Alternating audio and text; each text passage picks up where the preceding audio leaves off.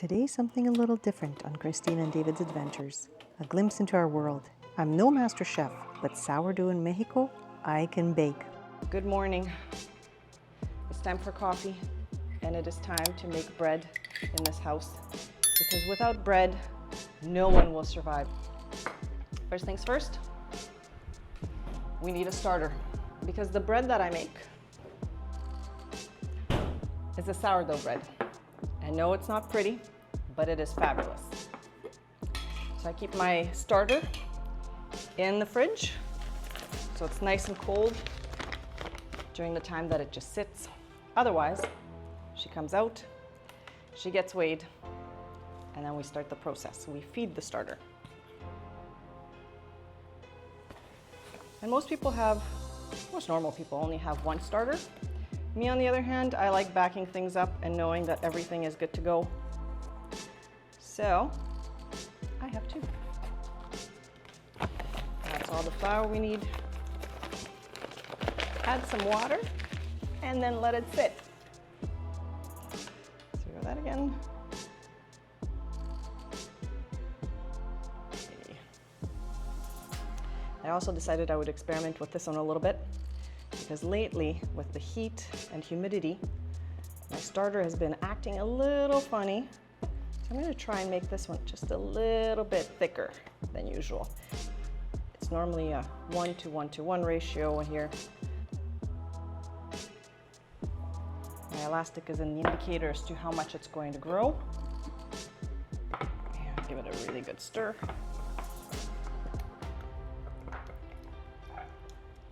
And no, I'm no Martha Stewart, no pretty clean ways of doing things. This is just good old-fashioned, let's cook and bake. Coffee. There's no Baileys in it. There should be. All right, back to where we were. Give it a really good stir. Scrape down the sides for all that good starter goodness. And then we walk away. And with that, the starters have been fed. See you in a bit.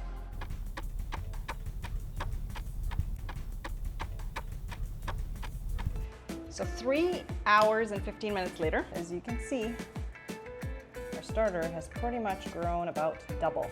I've gotten my water ready, put some salt in. There's water, flour, and salt. That is it. There's nothing else in here. About as simple of a bread and healthy of a bread as I know how to make. And here, I keep everything that I can in the fridge or freezer, because bugs seem to get in everywhere. So I've learned to keep my flour in the deep freeze, and so I've had to take it out this morning and let it thaw and warm up a little bit, because it's just easier to work with. Just mixing the water with the salt. This is beautiful. All those beautiful strands. Notice how this floats. This is how you know it's an incredible starter. If these don't grow really, really well tomorrow, I don't know what will. This is fabulous. And then I just give this a good old mix. And then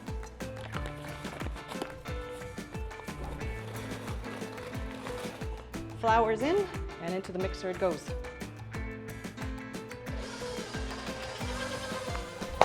She started. Next up, and this batch is mixed. And yes, if you're a hardcore sourdough maker, you will do this with your hands. I'm just lazy, let's be honest. We've got the salt, we've got the water, we've got the starter. And now we just need the next one in. Now once this is all mixed for the first time, it gets to sit for 1 hour. I have these handy dandy shower caps from my travel days at hotels, and they work fabulous. These go back into the fridge. Little cleanup. Turn this off. And check on this. And bread number 2 is ready. In an hour, we're gonna come back and give it all another stir. An hour has passed. The dough, there it is. And now we're gonna give it another little stir at the KitchenAid.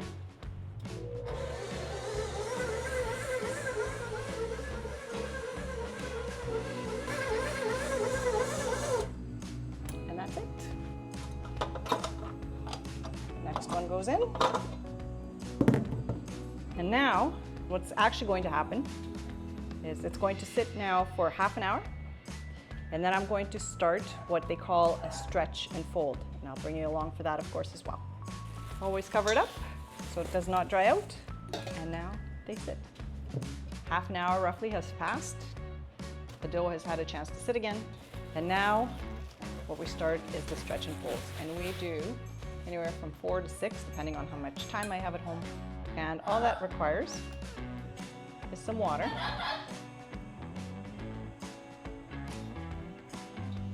And stretch and fold. And stretch and fold. And stretch and fold. And another one. So essentially, I turn it 90 degrees every time that I stretch and then fold. And you'll see the texture changing as we do this. And we do this now 5 other times. We're on to our second stretch and fold. So that's my little marker, how many I've done. At some point, sometimes, depending on what I get carried away with, I will kind of forget what number I'm on, so this helps me. Don't laugh, but you know, you do what you have to do sometimes. Anyhow, stretch and fold. 1, and a 2, and a 3, and a 4. Boom, 1 done. It's a bit of a processed sourdough, but it's so tasty. And with that, hardly sticks anymore.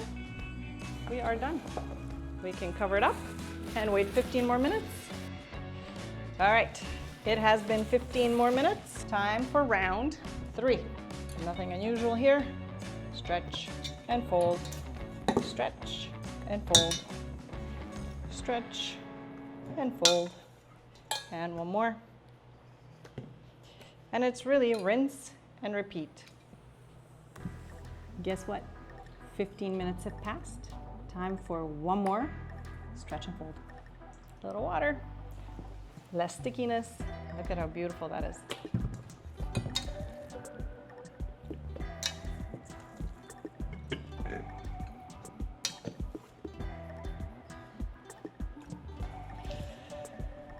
And with that, we have 2 left. Stretch and fold, number 5. All right, this is the 6th and final stretch and fold. We will come back after the stretch and fold in a few hours and then prep the dough and put it into the fridge overnight, and then we will bake tomorrow morning. So here we go. Last stretch and fold. Not much has changed, but as you can see, it is really beautiful. The texture, it stretches really nice, it holds together, it doesn't stick much. We're going to just prep this later on in the evening once it has sat and bulk fermented. See you in a little bit.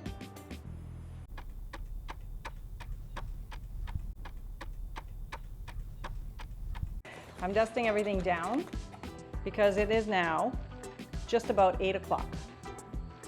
And I've got my containers ready. I have one container and another container.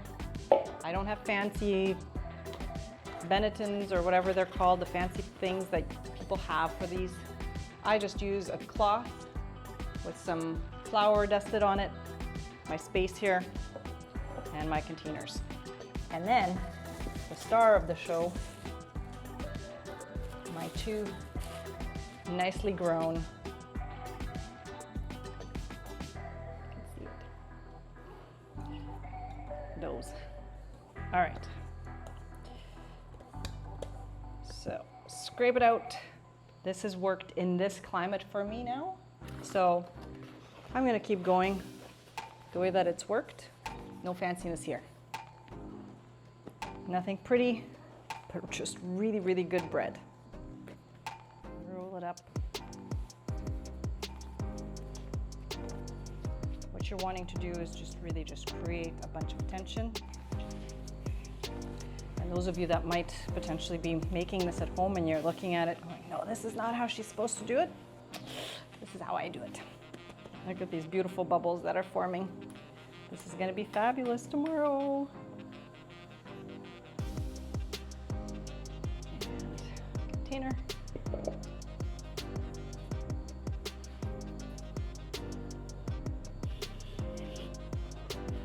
They're gonna get closed up shortly when I'm done with both. And then they go into the fridge until tomorrow morning when I bake them. And bread number 2. Second one. Squeeze in there.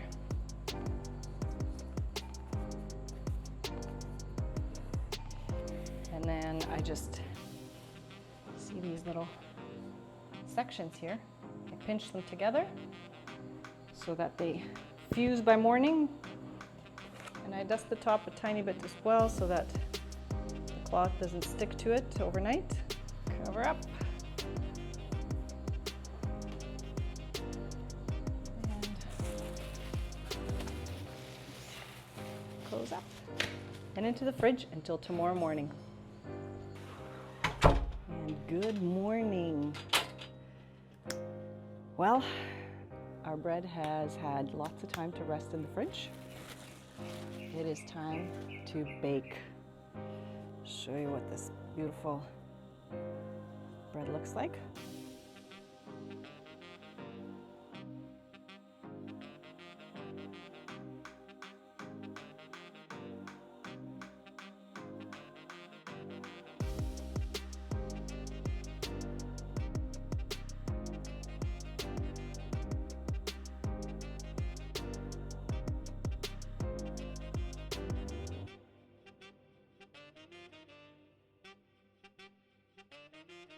Close it up and put it back in. Now, we are sitting at 450 degrees. Half an hour has come and gone. It is time to see what it looks like so far and take the top off, the lid off, and let it bake for another 15. I normally don't take it out, but I'm going to just show it off real quick. Look at that beauty. This is gonna be amazing. All right, I'm back for 15 more minutes. Look at this beauty. Oh my goodness. How wonderful does this look? So we're back. It's been half an hour for our second bread. Look at this beauty.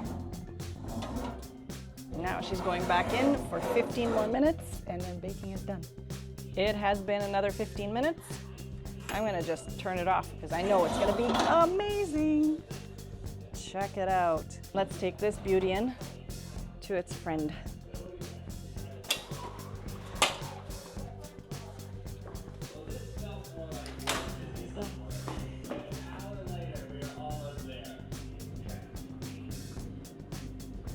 And there is the friend. So this is what you've been waiting for. Actually, we've been waiting for it because we're hungry and it's time for breakfast and a nice slice of warm bread that has some butter on it. I hope my experience-based best practices on how I bake sourdough bread in Mexico will help you bake yours. Thanks for watching. See you soon.